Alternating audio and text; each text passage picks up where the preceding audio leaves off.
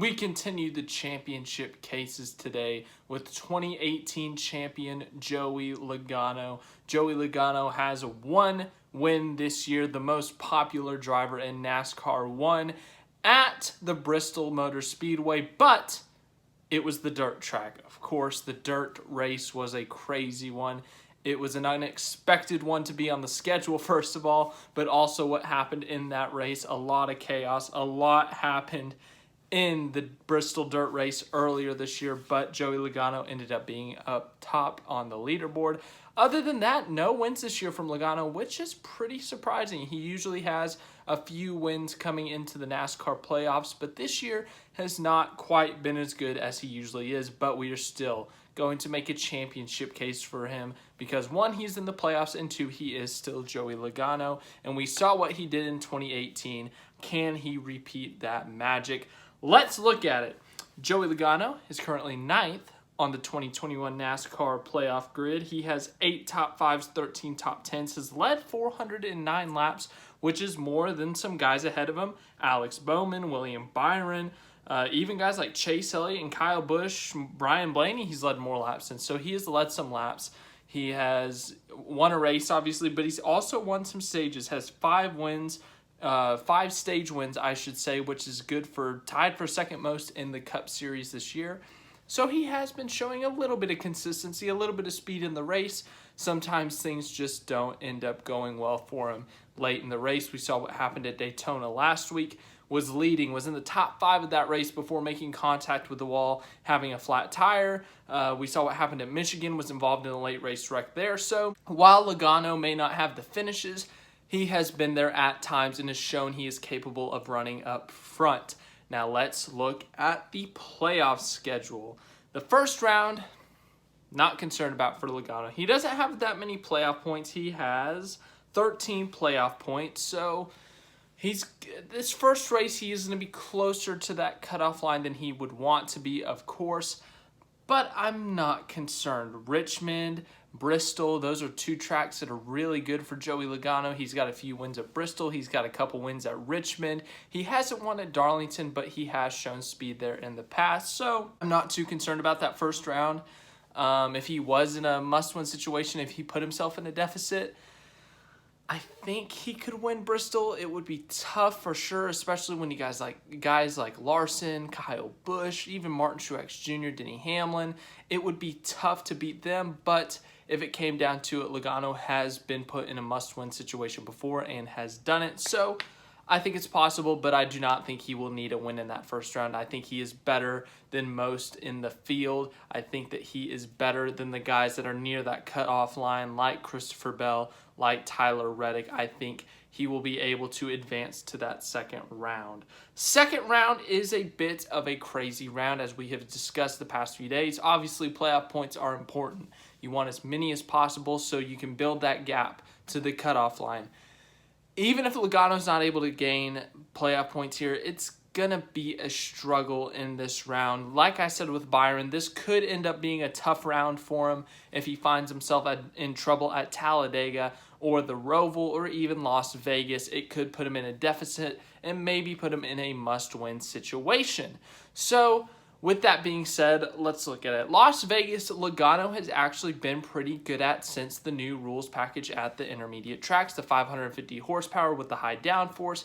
He's got 2 wins, the 2019 and 2020 spring races. He led a ton of laps in the 2019 fall race before having a late race incident, I believe is what happened. So he has actually had pretty good Las Vegas runs since the new package was added. So I actually have a good amount of confidence with Joey Logano at Las Vegas. I think he can do pretty good there, get some stage points, really build a gap to the cutoff line before entering the big race, which is Talladega. Logano is a really good super speedway racer. He has multiple wins at Talladega. He has won the Daytona 500. He has won tons of races at these tracks, but as of recently, he can't put it together.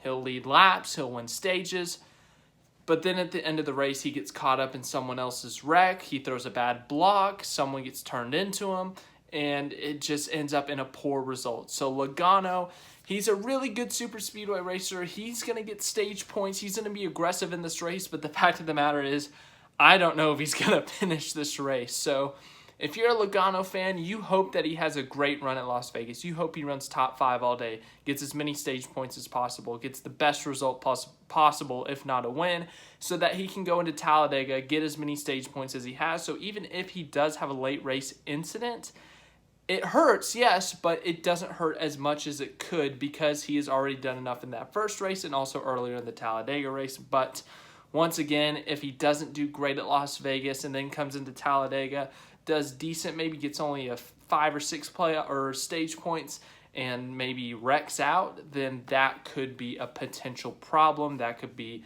a scare for Joey Logano, his team. But I think he'll do good enough at Vegas. I think he will get enough stage points at Talladega. As I said, he's an aggressive super speedway racer. He's an aggressive racer everywhere, but I think that he can do enough in those 2 races. And then we go to the Roval, and I think that Joey Logano is one of the more underrated road racers. He's only got 1 road course win in his career, and it was over 6 years ago at Watkins Glen. But this year and last year, he's actually improved a good amount. He got a top 5 at Circuit of the Americas. He's done good at other road courses like, let's see, I think the Daytona road course. He got a runner-up at the Charlotte Roval last year. So he has actually done pretty solid on the road courses this past season and 2020 as well. So for that race, I'm pretty confident that he can do well. If you asked me 2 years ago, if Joey Logano was in a tight point situation at the Charlotte Roval, would he be able to make it? I would probably say no, actually.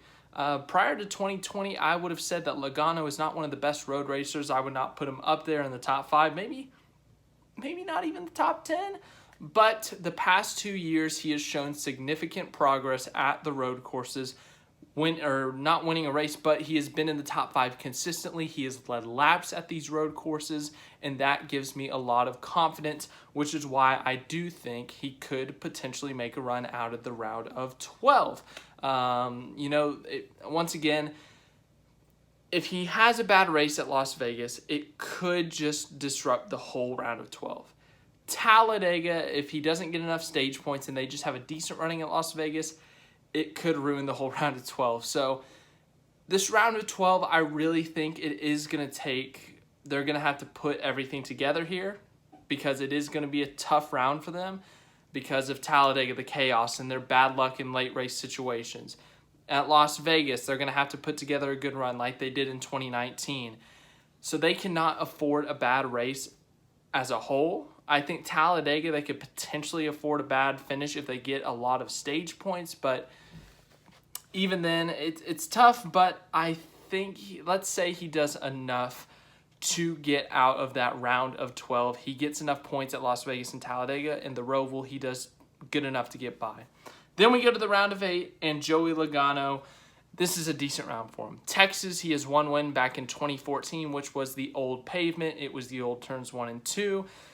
Kansas, he is the defending winner of this race. He locked himself into the championship for last year at this Kansas race, holding off Kevin Harvick in that one. And then Martinsville, obviously, in the 2018 championship run. He did a bump and run on Martin Truex Jr. to win that race and eventually go on to win the championship.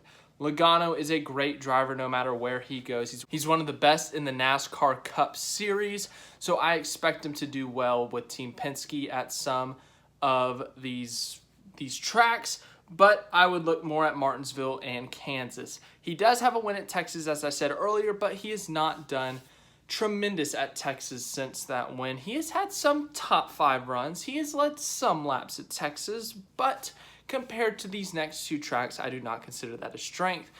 And just like William Byron, I do think this could come down to a must-win situation. Logano doesn't have a ton of playoff points, and unless he goes on a Tony Stewart 2011 run, I don't think he'll get that many playoff points. And look at the guys ahead of him. Kyle Larson, Martin Truex Jr., Kyle Busch, Denny Hamlin, Chase Elliott, Alex Bowman, and I think I already said Denny Hamlin, but guys that A, have more playoff points than him, and B, have been much more consistent and have had much well-rounded seasons compared to Logano. which is going to put Logano in a deficit from the playoff points standpoint, and then also just from an overall standpoint, those guys have been speedy. They've had speed everywhere that they've been. So Logano's going to be in a deficit here, and I think it could come down to a must-win, but we've seen Logano do it before, and we've also seen Logano in opening round races race aggressively, put himself out there, and win that opening race so he doesn't even have to worry about the second two races. We saw it in 2018 at Martinsville. Joey Logano, he was on that cutoff line with Chase Elliott and a couple other guys. He was right there. It was really close. And instead of having to worry about points, Logano went out and won that race. Last year, going into the Kansas race, Logano would have probably been below that cutoff line or on that cutoff line in the round of 8 to get to the championship 4. Logano said, we're not going to play around with points, and they went out and won the opening race at Kansas to advance to the championship 4. Can Logano do it again, this time at Texas? It's a possibility, but if I were looking at his best opportunities at a win, I would say Kansas. He has done better at Kansas than he has Martinsville in his career. Martinsville, if it came down to it, we all know Joey Logano would put the bumper to someone to win the race, but I would lean towards Kansas. Kansas because he's been doing better at the 550 tracks, it seems like, and also because he has that win last year. So I would say Kansas, but Martinsville is also a possibility. So let's say he wins Kansas or Martinsville and advances to the championship 4. Obviously, crazy format, crazy, anything can happen, but Logano does have experience winning in this format, even if he's against guys like Martin Truex Jr., Kyle Busch, Chase Elliott, guys that have won in this format. He still has that, and he was the underdog in 2018 when he won the championship. He'll be the underdog again, most likely, if he advances to the championship 4 against guys like Elliott, Kyle Busch, Martin Truex Jr., even a guy who hasn't won a championship yet in Denny Hamlin or Kyle Larson. He will be the underdog, and Logano likes that underdog role. He has won with that underdog role before, so it's very possible. Plus, he won this race, not the fall race, not the championship race, but he did win at Phoenix in 2020 in the spring race, and he ran top 3, of course, last year in the championship race when he was in the championship 4. So, yeah, to wrap this up, obviously, Logano's going to need a lot more playoff points, but first round I'm not concerned about. I think he'll do fine there. Second round, they're going to need to piece some things together. I do not think they can afford a bad race, but if they can put 3 good races together, I think they can advance. Round of 8, I think it will come down to a must-win for that team, and I think Kansas is their best shot. In the championship, anything can happen, but they have done it before. So, yeah, thanks for watching this video. I hope you enjoyed it. We're going to continue this series tomorrow, actually. We are currently on number 9 with Joey Logano, the 9th guy on the grid. Tomorrow will be the 10th, and my computer decides to work, and you get to know who tomorrow will be. So dirt expert Joey Logano was today. Tomorrow will be Brad Keselowski, his teammate. Once again, thanks for watching. Hope you have a great rest of your day, and rest up for the race on Sunday night, I guess.